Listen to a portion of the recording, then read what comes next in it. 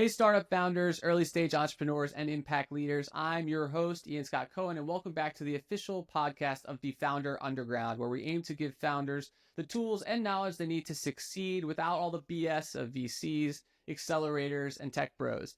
Today, I'm joined by the powerhouse duo behind Bizi, an edtech startup near and dear to my heart, obviously an edtech background myself, shaking up PBIS implementation and financial literacy in schools. We have Kate Fulginiti, co-founder and CEO, former school principal, and Florida's 2020 Assistant Principal of the Year. That's pretty big time, Kate. Awesome job there.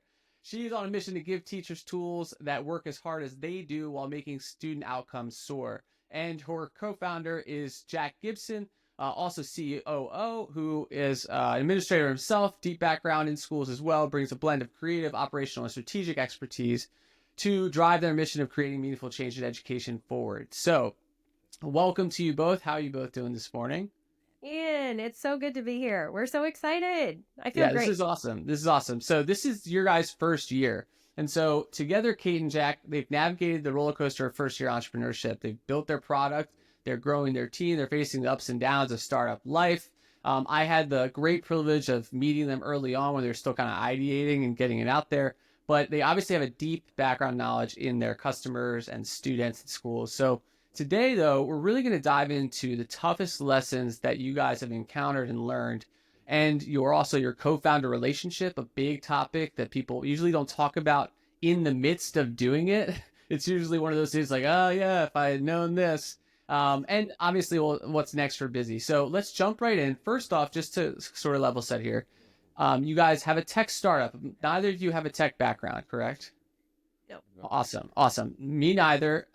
Just to prove everybody who's listening, you don't need a tech background to get into tech and be successful. One of the many common misconceptions here. So first question for you both. What was the most unexpected challenge you faced during your first year, and how did you work through it together as partners and co-founders? Yes, such a good question. Jack, I'm going to take the lead. Can you add to what I share? Yeah. So I think challenge, one of the hardest things that I didn't expect was, so I was a school principal, and honestly was a school leader for 8 years. And I think in my head, stepping away to build Bizi was so exciting. It was this is awesome. I'm going to be my own boss. We're going to do the thing and we're going to get to create. And all of that is true. And what I didn't anticipate was the transition from having structure and a title and a team, and then moving from very little structure to not really having a title that means anything to anybody. Right. And having all the time in the world to figure out what exactly it is you're doing, that is harder to navigate than I anticipated. And I think what I realized is I had a lot of my identity wrapped around whatever I thought it meant to be a principal. And so there is power in that. And I loved being a principal, but I realized letting that go was harder than I expected it to be. And so I had to kind of grapple with who am I without a title, and why am I doing this? Because that was just a bigger leap than I expected. I love that. So, Kate, you mentioned two big things, so definitely going to unpack a little bit more. So you mentioned the lack of structure, which coming from a school, as the three of us know more than anybody, school is all structure, right? You've got literal bells telling you when to go and do stuff. My whole body, my bathroom schedule was based off the bell schedule, right? It's you get so attuned to it. And then you also talked a lot about identity, which is maybe one of, if not the least talked about subject when it comes to entrepreneurship. And I would also argue one of the biggest pitfalls if you're not careful with it. So we'll come back to that because I want to hear what Jack's, your first year experience has been like. Does the structure and identity piece resonate for you too? And what other things came up for you? Yeah, no, absolutely. I mean, I think building off of what Kate was saying, you're going from, working in a school where you have constant interactions with teachers and students and parents and collaborating with a team. And you're going from that to you and a laptop and one other person. And, Lord knows Kate's got plenty of energy for all of us. But, I'm one that feeds off of the energy of those around me. And I think that was just an adjustment kind of going from that setting, that environment to, pretty much like a blank slate, and so of course there was expected challenges when it came to, not having that tech background and trying to navigate through, starting something that we didn't really have a lot of background knowledge. Of course, we had a lot of background knowledge from the education world, but as far as startups go, and so, but unexpected was, just that original kind of, all right, how do we navigate this new kind of way of work? Because Kate and I have worked together the past, 7 years now, but this is now, a totally different world in which we're working. Yeah, well, what's on your guys' side actually, and this is research-based, this is evidence-based, co-founding a new organization or a new company with someone you've worked with before in a professional setting is actually one of the best ways to do it. You have a much higher chance of success. It's true. Actually, everybody talks about how you need to it's great to start a company with your friends and stuff like that. And obviously you guys are friends too. But research actually says the opposite. When we start companies with our friends who we don't have a professional rapport with, it actually can go very poorly. So I'm curious how you guys tackled the structure initially. Like, what was the mindset? Did you have like any blanket rules at first just to kind of get people on the same page? How did that go for you guys? Yeah, I think we realized really quickly. Well, okay, so Jack is really good at putting like systems and structures in place. And I have gotten better at following those systems and structures. But I think one of the first things we did, I wonder if I'm losing internet cutting out a little connection from here. you. She is for you too, Jack. Yeah, with she's me? cutting out just a little bit as well. All right. Well, we'll see when she pops back in here. But Jack, why don't you take it and then we'll come to her when she connects back. Oh, Kate, you back? Kate, you're back now. I'm back. Sort of. Are you with Maybe me? not. No, your connection's a little spotty right now. I switched You're kinda over. here. I just started hotspot.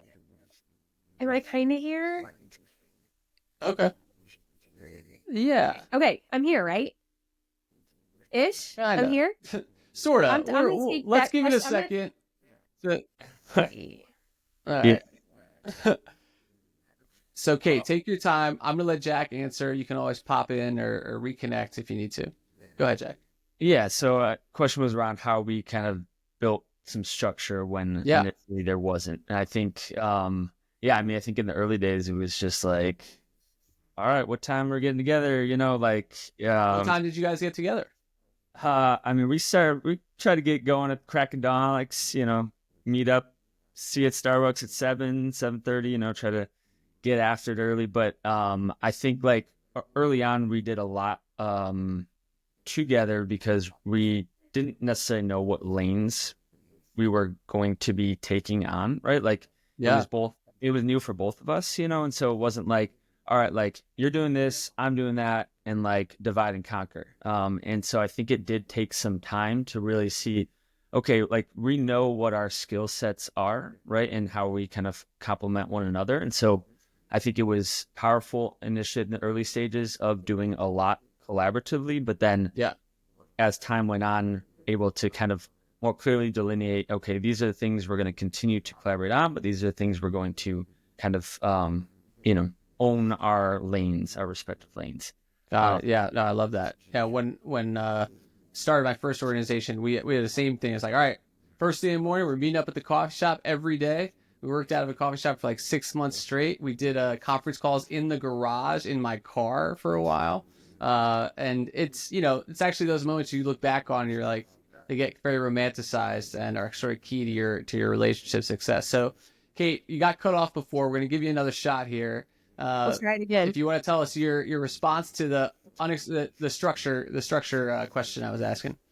Yeah, I think I appreciated that Jack and I created a couple systems that were key for us. So we started making what we call weekly priorities, and it's just a beautiful Google Doc that outlines for the week in each of our like subcategories. So like product, sales, fundraising, all the things that need to be done, and then like delineating who's taking the lead on those things. And like, it is not rocket science to do that, but like creating time each week to go through them, to talk about them, like really helps with that accountability and build urgency. And then our Google Drive is just like immaculate. Like Jack has really he can make folders and subfolders like you have never seen.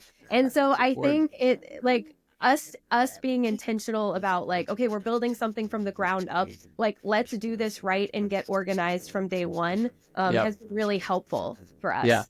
Yeah, no, that is super important. Definitely mistakes I made where you just end up with a drive folder full of random nonsense. Then you're like, all right, let me create an older folder where I put all the old nonsense. So that'll pay off big time as you guys progress, as I'm sure it already has. So how did you guys kind of navigate responsibilities? Was it just obvious because you've worked together for so long, or how many did you guys, I'm assuming, have sort of intentional conversations about it? Oh, we've had lots of conversations, and I think we've flip-flopped on some things. So like a couple examples, like, so my background before education, I majored in economics and finance, right? Oh, nice. So, okay. yeah. So, and I love numbers and I love money. However, Jack is more oriented to being an accountant than I am. And so like getting going, it was like, well, yeah, the economics and finance major is definitely going to spearhead like our bookkeeping. Sure. Makes sense. We quickly realized, Jack Attack, you've got to be the one that takes the lead on these books because there's a lot of detail-oriented work that goes into this. And so I think when it comes to big things like money and product, we both are very hands-on. But I think like we recognize Jack is more detail-oriented than I am. I'm more big picture in some ways. And so we kind of have learned naturally what each kind of feels better doing. But we've had to switch every once in a while. Yeah, naturally. Awesome. What about you, Jack? What do you say? Yeah, I mean, I think there was kind of like there was some navigating and kind of trying to figure out who should own what, but there's also kind of like a natural, like, this is what makes the most sense, right? Like, so I mean, Kate's background, being a principal, being in, Duval County Public Schools for the past like 14 years, right? Like, just had a lot of connections, and a network built up over time. And so, it made sense, for her to be driving a lot of the sales and having the conversations with, the district leaders that she has relationships with and to, obtain our pilot and to kind of get first customers. And so, while we collaborate on those things, right, like that makes sense for her to kind of own. I did a lot, working with the product, working with our, developing a lead developer and kind of, navigating the, building the MVP and working on, trying to have a scalable product when we got into more schools and whatnot. So, I think we've struck a good balance between, owning our pieces, but like always coming back together. And like, we believe that, two minds are better than one. So, it's never just one person's idea. It's like, all right, let's figure out what the best move is here together. Nice. Yeah, no, I love that. And it's something that again, because you guys are experienced professionals, you have a better understanding than maybe somebody out of college who hasn't really worked before. Like, you understand that some people, you're just naturally attuned, or, you're just naturally into different things, right? In terms of tasks, responsibilities, understanding of things, how quickly you grasp it. And too often, like, we go into starting something with a preconceived notion of like the role you're going to play, and like, you're going to do this and you're going to do this. And if you can't do it, figure it out. It's like, well, sometimes you need to reconsider, right? You need to reevaluate, and make sure you're putting yourself in positions to succeed, as opposed to like forcing the other person to learn everything that you maybe already are awesome at. So I really love that level of self-awareness. And I think it comes because you guys both have been lead administrators, who've managed teams and understand strengths and weaknesses. And it's also why the average age of successful entrepreneurs, I think, is 45 or 42. It's something higher, because they have industry knowledge and because they have work experience. Like, how to do stuff, which is vastly underrated in our popular culture. So I want to shift gears to product because, as non-technical founders that we all are, it's easy to fall in love with our vision for products before we get into the technical details. And so I want to ask you specifically, has there been a feature or an aspect about your product that you thought was going to be like the best? It was going to be a hit, but then once you put it in front of your users, it just didn't resonate. And how did you react to that situation?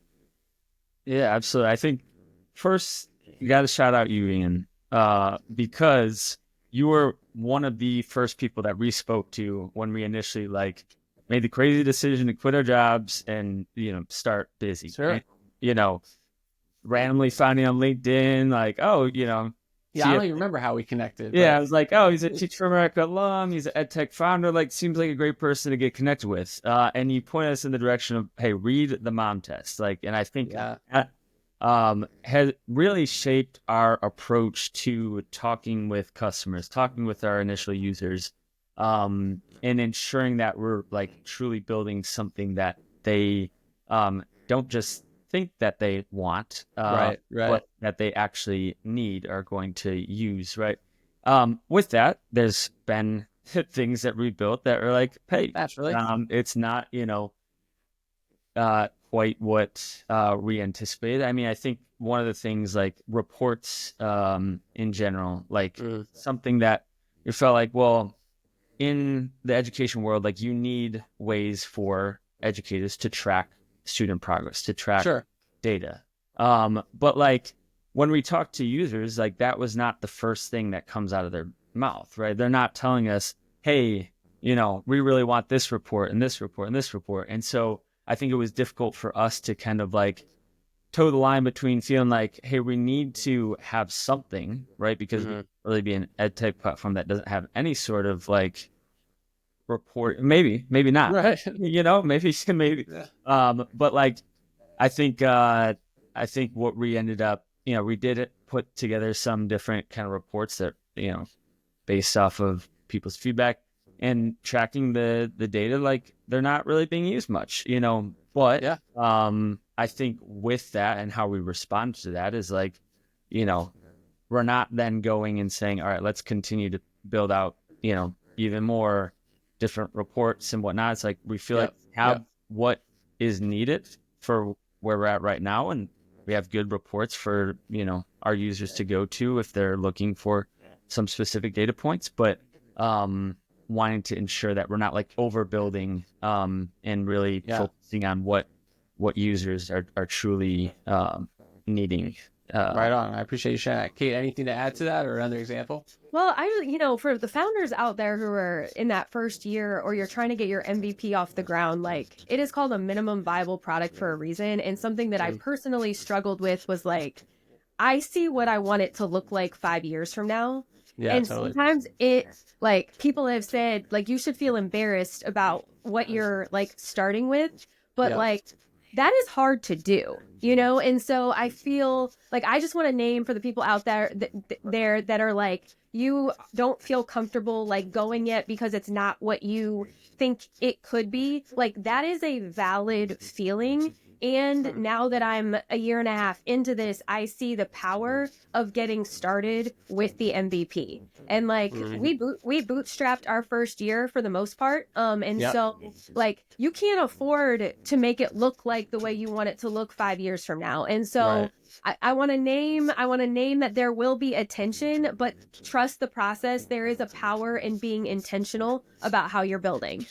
Yeah, no, I love that. It's such an important point that honestly, I think most founders actually hear that, right? You hear it, but it's very hard to truly internalize it until you start building your own product and you see what users do and don't do. Like, you fixate on, it's like, oh, I really need this to be beautiful. I need to have this little thing. Oh, we just add this little widget. That'll really make it better. And then you put it in front of them and they're like, they don't notice any of that shit. All right. It's like, they just notice, okay, what is the core thing I need to use this for? Can I use it in that way? And then there's a book I just read about a different way to think about kind of value proposition and problem solution. And the mom test is fantastic for discovery. And this is really interesting. It makes you kind of like think about the mom test in a slightly different way. But one of the things they talk about is you want to get to a place where your product is something that your user will not use, because it's so good, right? They can't not use it. Like it doesn't, it's complete. It's the norm is the behavior you're going for. And I think, I love the reports example, Jack, because it's I had the exact same experience. Sort of the opposite, actually. We built out this whole dashboard because we're like, oh, the administrators and the district leaders, they want to see all the data aggregated, because they did say that, right? But what they didn't say was that they weren't actually going to look at the dashboard, right? And so actually, and maybe this could be helpful for you guys, but what we did in our last year was I actually just went in, looked at the same dashboard, made it into a report like that looked nice, and kind of highlighted some data points that were outliers, and and this was before Gen AI, so I could probably do a whole bunch of stuff with it now. And I actually delivered that report to them, and I said, hey, here's your end of quarter report, in case you didn't get a chance to look at your dashboard. And that, they were like, whoa, this is amazing. And they actually started paying extra for me just to go in and give them the data they already had, right? Yep. And so a lot of this is understanding that user situation and circumstance. Like, what are they actually dealing with? Is there something on the product side that they ended up really valuing or really needing that you guys didn't even think about, or at least you remember? It's like, wow, that was an eye-opener, and once we added that, it really was an improvement. It's a great question. That's a good question. I think something that comes top of mind is, we're Bizi is in elementary, middle, and high schools. It's a K-12 solution, but a kindergartner is very different than a 12th grader. And so I think our MVP was pretty basic, and what we realized very quickly, and where our heads are at moving forward, is how do we enhance this experience for our primary teachers as well as our kids that are older, in ways that make sense to them? Or as a company, are we going to decide that our niche is just here to here, and we're going to focus on that? Because I think the feedback we got this year from our K1 and 2 teachers was hey, we've got to adapt this a little bit for our babies. And so we've made adjustments for them. But I think as a company, we've got to decide, are we building out both sides of this bell curve, or are we focusing on one area? And where are you on that decision? Still playing around with it? Yeah, I mean, I think where we're at with that is we've really used this first year as as much of a learning experience as possible. In the sense that this gives us, because we have elementary, middle, and high school using the platform, it gives us the opportunity to get feedback from all those different levels, as well as to track the impact data at those levels as well. Where is Bizi making the most impact? And so we are seeing, significant impact being made at the elementary and middle school level, and not as significant impact at the high school level, which I think we somewhat anticipated. So now the question is, well, do we think about, okay, what are the different ways that we can enhance the high school experience? Or do we from this and realize, well, maybe, there are going to be high schools that want Bizi, but they might not necessarily be in our ICP or ideal customer profile. Nice. So I don't think we're in a place yet to make a final decision of all right, this is the direction we're going. But I think it's continuing to take all those data points, qualitative and quantitative, to make this decision from there. Yeah, well, I'll just tell you my gut reaction, in case it's helpful, is double down on what's working. That's, if I could do one thing again, it's our instinct is try to it's oh, this person having a great experience. Well, I could just fix it for them, and then everybody's having a great experience. Right. But to what Kate was getting at before, and it sounds like you already know this, now that you're in live, right? You're in the market, you've got users, a lot more about what they're doing, right, and what they need, and so you automatically can start seeing the path, right? You could see, oh, I know where we could take it for elementary kids. I also know where we might have to take it for high school kids. But we now know as product builders that those things each take time and money, and then, instructions, onboarding, rollout, all this stuff. And so early on, my just gut reaction, what everybody will probably tell you, is if you're having success in one of those segments, keep going down that segment. Assuming you can work with them and you can reach them from a sales perspective, then just double down there. If the high schools aren't doing it, you can come back to them later if it's a real issue. I'll also say there's a lot more elementary schools than there are high schools out there, so that helps too. But okay, that's a great example. I appreciate you guys having that challenge. I want to ask you one sort of practical question. So, sounds like you're tracking user data about like features they use and everything, right? How often do you look at your user data? A lot. Yeah, I mean,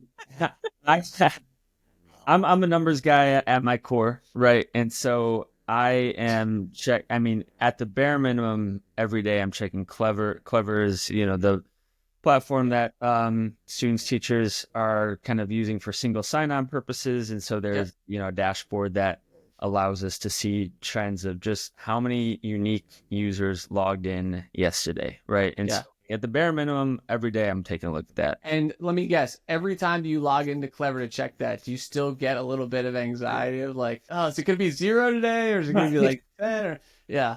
Yeah, no, I mean, there's definitely like that feeling because, it's your baby at the end of the day. You want to see it thrive. And so, but then, we will do kind of roll-ups periodically to kind of see trends over time.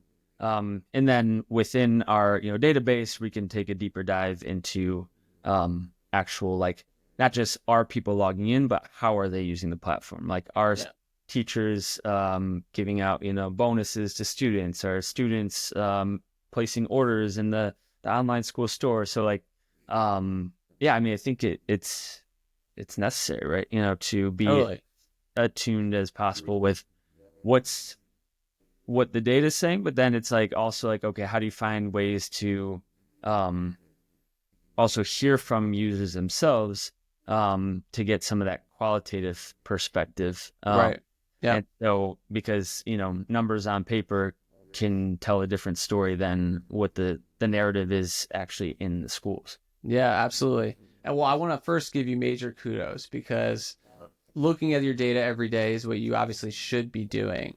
And the number of founders, and myself included, I went through this too, who avoid it because it's scary, because it is scary, right? It's like you don't want to see the truth if nobody's using your thing, or if nobody's using it for the things that you think they should be using it for. So pushing through that fear and anxiety to look at it every day is exactly what you should be doing. So major kudos to you for doing that, as small as that may seem. And lesson to anybody who's watching this. And if you, first of all, you need to be able to get data and then look at it, because it's about your users or your customers. Like, are they getting the value out of this? So I want to shift gears a little bit to raising money. Have you started to raise money, or are you preparing to? And if so, well, I'm curious, have you started to, or are you in that process at all? So in March of 2024, so a little bit of a year ago, we got into the Friends and Family Accelerator through Slauson & Co. in Los Angeles. And so we have a little bit of venture funding that helped us kind of build Bizi 2.0. But at this point, we are just starting our first true pre-seed raise. And so we have our data room in order, and we're getting ready to kind of go out and start those conversations now. Gotcha. Okay. So you're on the precipice and you haven't really started, but you have gone through an experience already of having to pitch to investors. And so I'm curious if, have you gotten any really harsh feedback before? Because, that's what we're all afraid of, that fear of rejection, but it happens way more than acceptance. So have you received any harsh feedback, and how did you respond to it? It's interesting. Like every conversation, you learn something in every conversation. So what I will say to the people out there is you're going to get your feelings hurt, whether it's in sales or in fundraising, because not everybody sees your baby the way you see your baby. But I think an example of something we've heard recently, or we've been asked about more recently, they're like, hey, great, you're in 23 schools in Northeast Florida. That's awesome, but you're only in Florida. And so there's what are you doing? You're only here. And I think there's validity to that question, right? Like I get it. And Jack and I have been very clear about like, we want to make sure we scale what works. And we had limited resources. And so we wanted to leverage our network. We wanted to learn as much as we can. And we wanted to champion our people well. And to do that, we needed to stay pretty condensed geographically, right? And so we know why we are where we are, and we know how we're going to move forward. But I think like it's being able to communicate that in a way that makes sense to people when they kind of question you. It's hard not to get defensive, right? And so it's owning that question. It's making note of, okay, this is where they see risk. How are we de-risking this? And like, how do you tell your story in a way that's compelling? Because there's a reason why we're doing what we're doing. I think some advice we got at one point was like the second best answer to yes is no. Like, and you know, like I think hearing no's is a good thing, right? Because no with whatever justification as to why it's a no, right? Because at the end of the day, like the feedback is what you learn from, you know. I think, you know, you've got to be careful not to take every single piece of feedback and all of a sudden decide, oh, we're going to change our complete, you know, strategy based off of it. But if you hear, you know, something enough from enough different people, right, and different perspectives, then you've got to listen, you've got to adjust and learn from it, you know. Yeah. It's such a tough thing. And I honestly, it's going to be even harder once you start pitching this round. Where you get everybody has thoughts, obviously, right? You should do this. I would try it this way, or this isn't going to work. I'm not really buying into that. And being able to keep your own compass through that, while to both of your points, seeing if the feedback is telling you something significant, or if it's just, you know, somebody's perspective that isn't informed in the way that you're informed. It's a very tough balance. And what happens a lot of times when you get deep into fundraising, which can take months, is you start getting so many feedback that you start editing your deck, right? And then every time you make little tweaks to it, because you want to address this, you want to address that. And by the time you're finished and you're pitching something, you're like, this is like pretty different than what I thought. And so I love that you guys called that out because it's so important and nobody really talks about it enough. This idea that you got to have your head on straight, be able to hear things, and then really reflect, talk with each other, work it out, test their assumptions, right? Probe what they're saying too to make sure it's valid. So a lot of times people don't know what they're talking about, you know, and especially if you're talking to venture capitalists who are, you know, enemy number one for me, but not because they're evil people, but because they have different priorities than you have, right? And they need business models to function in a way that's successful for them, right? And so they need, if they want to invest in Bizi, they need it to grow exponentially in 3 to 7 years or whatever it is, depending on where they are with their fund, how their other investments are doing. So it's really hard as you go through that pitch process to know what's in their minds. Like, what are the other things influencing their perspective? And so as you go through it, I'm anxious to hear how it goes as you guys kind of go along. But ultimately, the Florida piece, you know, investors want to see that you're going to grow. If they care so much about where you're going to grow, then, you know, I wouldn't take them that serious. Like, if you guys can get to 500 schools in Florida, who cares if you're not in North Dakota? Like, what does that matter, right? Florida is one of the biggest states and markets in there. So anyways, that's my soapbox. I appreciate you guys listening to that. Okay, so I got a couple more questions here for you guys. So when did you guys realize that running a startup wasn't only about product and strategy, but it's a mind game, right? It's about managing your psyche and your energy. How is that? Do you appreciate that, or is that something you think about? I'm very curious. That's something that's very big for me, is helping founders with their psyche. So how has that experience been for you? Yes, why don't you jump in there? yes. Yeah, so I love this frozen question. Again. We lost her again. All right. We'll give her 10 seconds before we give it back to you, Jack. Am I here? I feel like I'm here. Yeah, kind of. Go ahead, Kate. We can hear you. It's your video sometimes that locks up. I even went and tried to adjust some things. Okay, So, Ian, I love this question. I think that this is a question that like people need to be asked from like the very beginning, or the seed needs to be planted in the very beginning that like entrepreneurship is a mind game. Jack and I have talked about this a lot though when it comes to the mind game. Like it's a mind game that all leaders should be playing in any role that they're in. So like as a school leader, like self-awareness is huge, right? It's even Sure. more huge now though as an entrepreneur, where I think we were in roles when we worked together for 6 years. We learned a lot about each other's working styles, but the dynamic was different. Like I was technically Jack's boss. Like now we are 50-50 partners. And so we are in different roles, and we are no longer like executing on things that we have a clear skill set for. We are muddling together through things that we do not know.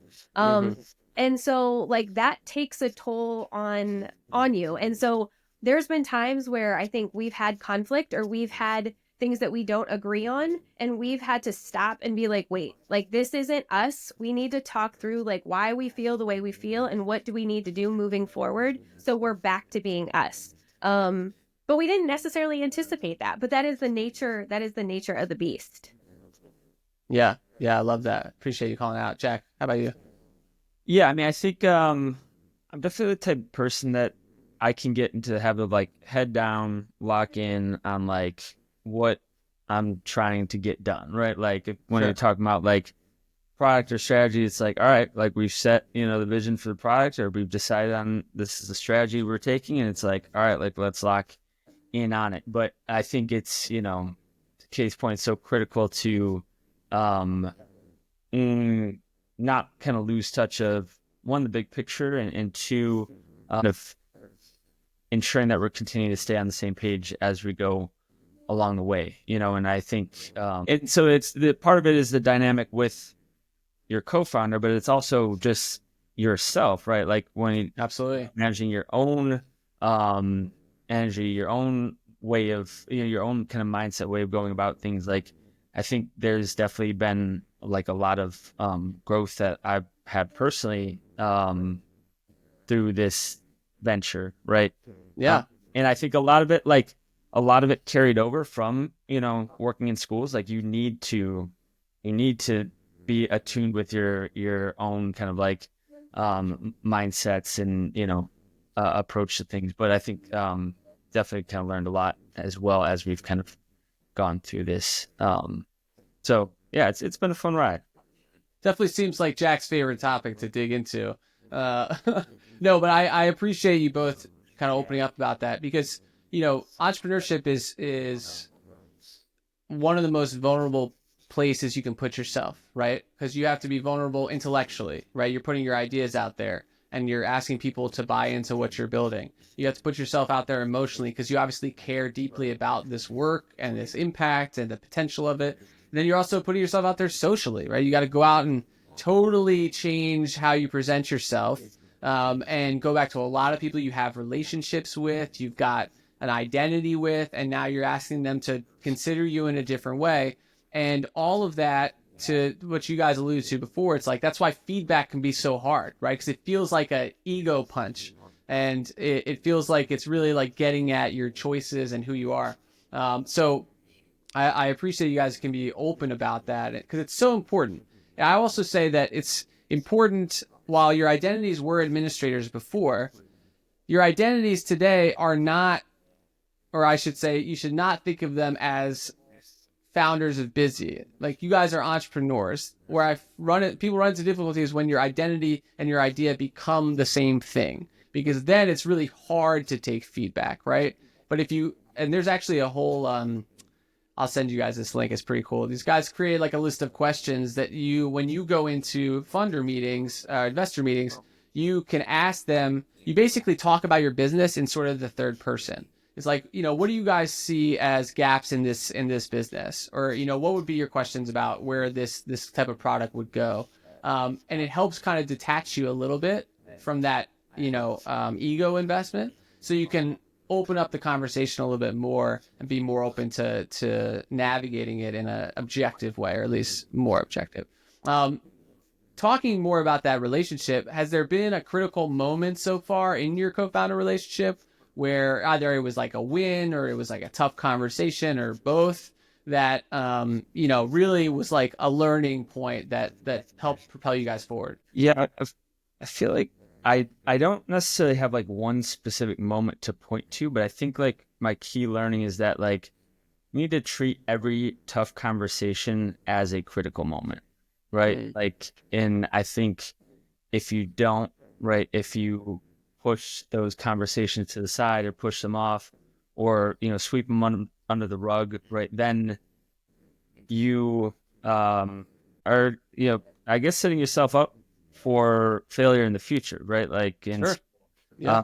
yeah, I think that is probably like one of the key takeaways for me is, ensuring to treat those difficult conversations as critical moments because they carry a lot of weight. Definitely. Okay, what do you think? Yeah, I mean, I think too, it's also remembering for me, what's helped a lot is like we both want the same thing. Right. We both are all in. And so in times where I'm like, what the heck, Jack, what are you doing right now, partner? Like you're Totally. driving me absolutely crazy. It's like, no, no, Happens no, all the time. like you are my dude, like you are Yeah. my dude. And like, we've been through it through thick and thin in schools and now out of school. Like in Yep. this moment, I feel this way, but I care enough about what we're doing. And I care enough about you to say, oh, stop. Can we talk through this? Because this is not right in my soul, but we're going to make it right. And so I think that always regrounding in like the fact that like what you're doing, you both want the same thing has really helped me in moments of frustration where I just want to pull my hair out and his hair out. Be like, wait, like, no, no, no, no, no, no, no. We're going to hit a grand slam together. I can't be mad at him like this. Totally. Yeah. Yeah, no, I love that. And so what Jack was talking about is so important. There's something that happens in any professional setting is when people withhold how they're feeling or what they're thinking. And in schools, no offense to our educators, but there might not be a bigger place where actual thoughts and feelings are withheld. Like, how teachers, they'll sit and listen to you at your assembly or like your staff meeting, and then they'll go back and start chattering with each other about what they really think. But withholding leads to resentment because it just builds up, and then you build a narrative in your head about what the person's doing, why they're doing it, what they think.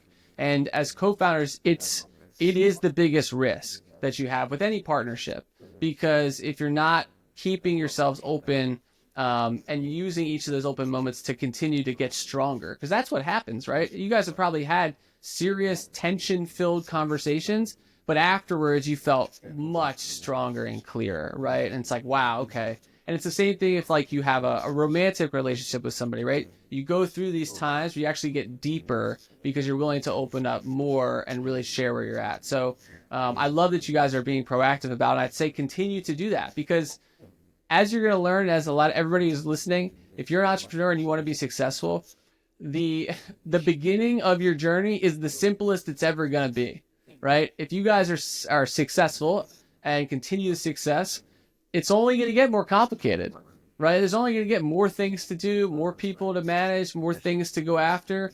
And so it's really important. This is actually like, you're going to look back on this and this is going to be a really romanticized time where it's like, wow, this is just us two are making this work. Do you remember we had to do this? Do you remember when you stayed up until 6 to do this? Like, whatever it is. And it's really about the process you come to learn.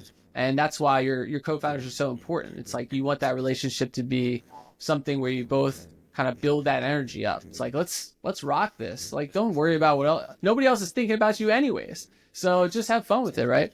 So with that, I want to go to one last question. I'm going to give you guys a couple rapid fire ones to close us out.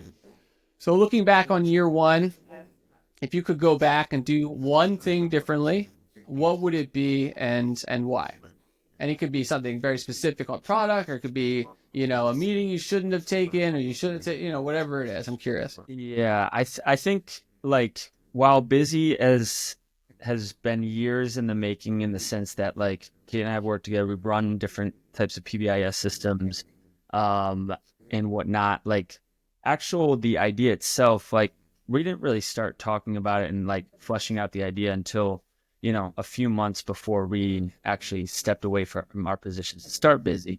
And even then, like we were in a very challenging school and had day-to-day, responsibilities to navigate through. And like, so like we didn't necessarily have like spend a lot of time before we left our positions actually like, I guess getting a head start on things, like we're very much still in our roles. And so, we did do some due diligence. We did some market research. We did some things along those lines, but like, we kind of just said, hey, like, let's go do it. Like we believe in ourselves as like teammates. We believe in our idea, but like, and like, let's go try to figure it out. But I think with that, you're all of a sudden like, oh wow, this is real, and there was, this obviously like it takes time to build out the MVP, and then we went in and piloted, and it was free pilot, and so like it was a long time without any sort of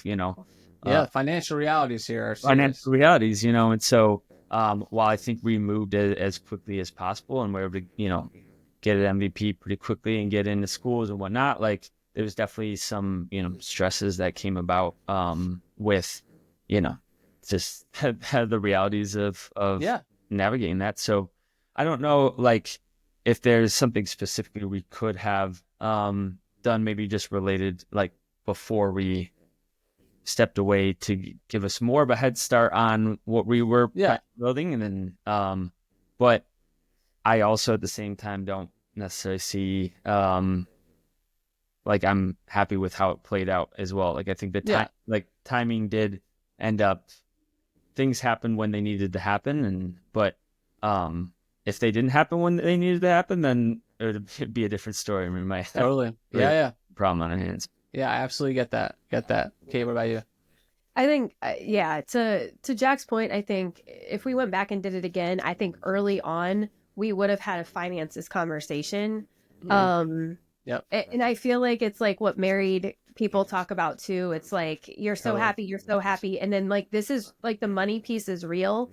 And I think if we would have kind of aligned on that earlier on and articulated, hey, like, this is where I'm at. This is what I need. This is what I'm thinking. Like, it wouldn't be so far down the road where we're kind of looking at each other like, well, wait, what about, like, that is a conversation that should be done early on. And it allows everything else to like flow easily. Because once we realigned on that, it's been so much easier. So I say have that talk early. Yeah, no, I really appreciate you guys bringing that up. Finances, especially for those of us who are, again, we're not 22. We have responsibilities. We have our own expectations for our own lives, our own standards of living. We have people to support, family, and all that stuff. And to your point, oftentimes you just kind of go into it, you're like, oh yeah, like we're going to start making money in 5 months or so, and it's always going to take longer than you think, especially in markets where the sales cycle happens at certain times. And so, and fundraising is a crapshoot regardless of when you do it and how you do it. So I totally get that. I would also add to it is one of the things that because I had the same problem, or I wouldn't say problem, even just same moment with previous co-founders myself. My first venture was 3 of us. 2 of us could or felt comfortable leaving the classroom and going full time because we had saved some money and we weren't spending that much. But we also had safety nets. Like my family wasn't going to let me go homeless if I really blew up. But our third co-founder did not come from the same situation. Came from a very different situation. So he had to actually stay and work full time while he was doing it with us.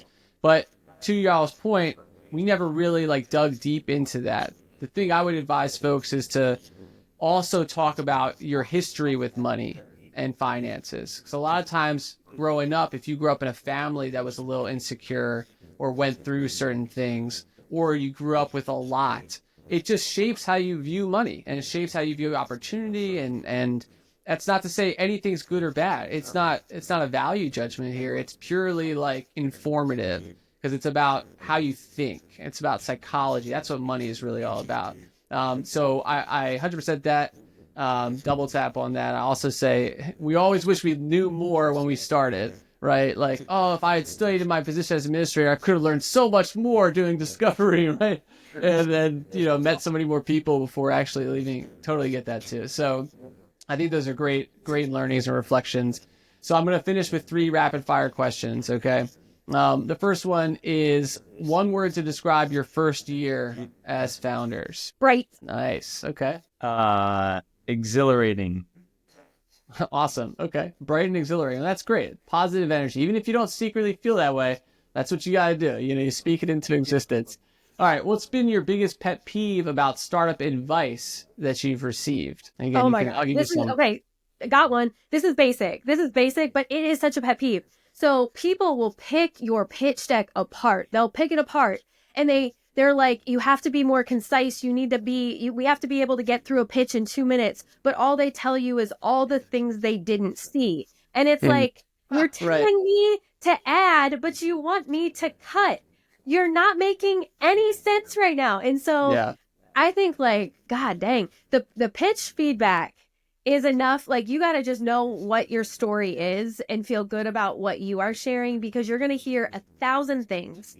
And they're going to want more and more and more, and they're going to tell you, but shorter. Pet peeve. Yep.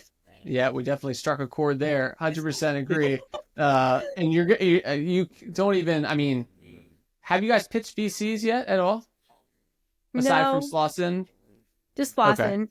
All right, well, be prepared mentally, because they're gonna rip all kinds of holes in things. Sometimes they don't even, and that's one of the reasons why I don't like them. And no VCs are allowed on this show. And I actually might be changing the name of the show to No VCs Allowed, to secret for you guys. But Austin and Company, they're great.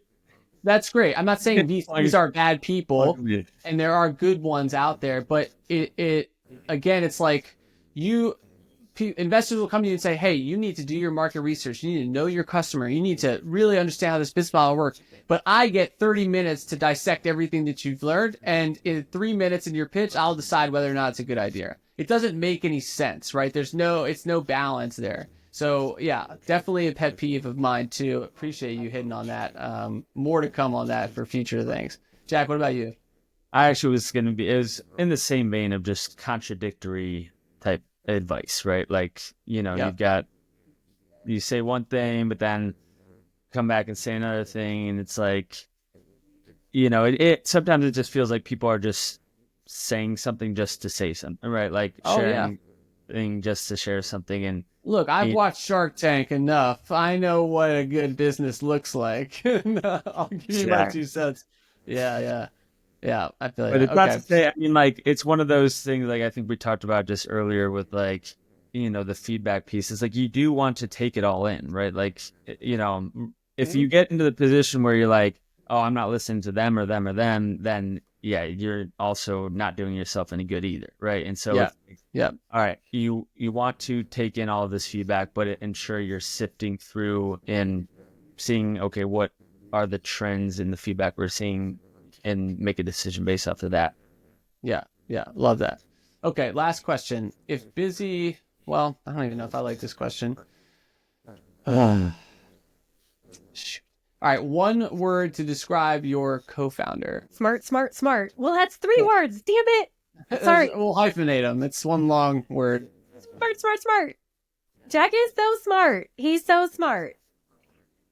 Okay, elaborate. So we always had this thing where it was like I was Batman and he was Robin. And I think a learning that I've had over the last year and a half is that's not true.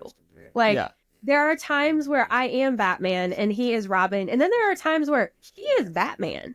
And that is powerful. And he is his own. We are superheroes in our own right. And one is not more powerful than the other. But the first word, Jack Attack, is a smarty.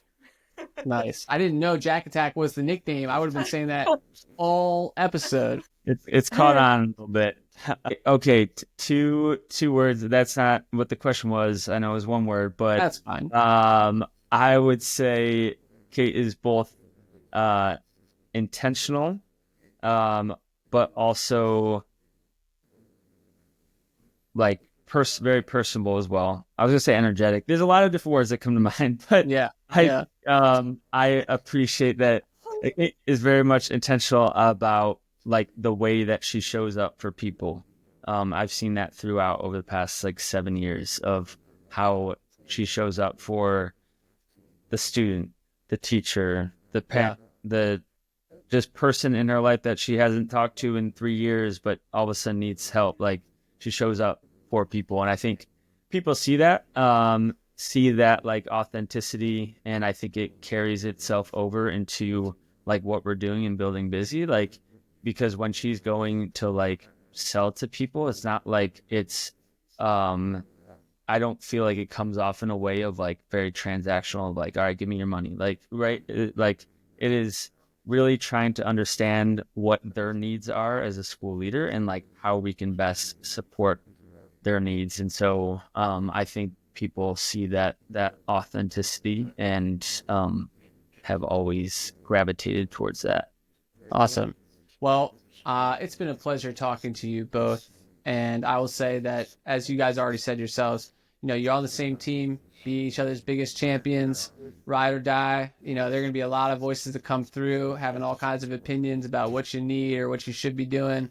At the end of the day, it's you two and it's your baby. And so just, keep that top of mind.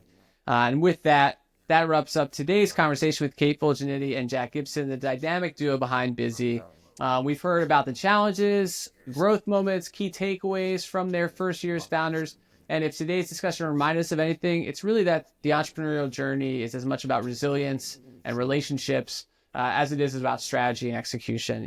I think anybody who's willing to go and start something, you have the spark, the energy to figure it out. And you just have to give yourself the time and the dedication to do that. Otherwise, you're not going to get very far. But two of you, keep at it. I wish you both the best of luck. Excited to check in after year 2 and see where things are at. And as you start pitching investors, don't let them get you down. And if you ever need a pep talk, you can call me up anytime. I've had investors tell me the worst things you could possibly hear. And I just tell them to fuck off right back. So, there'll be times we're going to do that. But if you enjoyed this episode, don't forget to like, subscribe, and leave a review. It helps other founders discover conversations like this. You can also follow Bizi and Kate and Jack on their journey at bizimotivates.com. Definitely want to bring it to your school. If you are a parent, get your schools on it. Thanks again for tuning in. As always, stay focused, stay driven, and let's keep building the future together. All right, guys. Awesome. Thank you so much, Ian.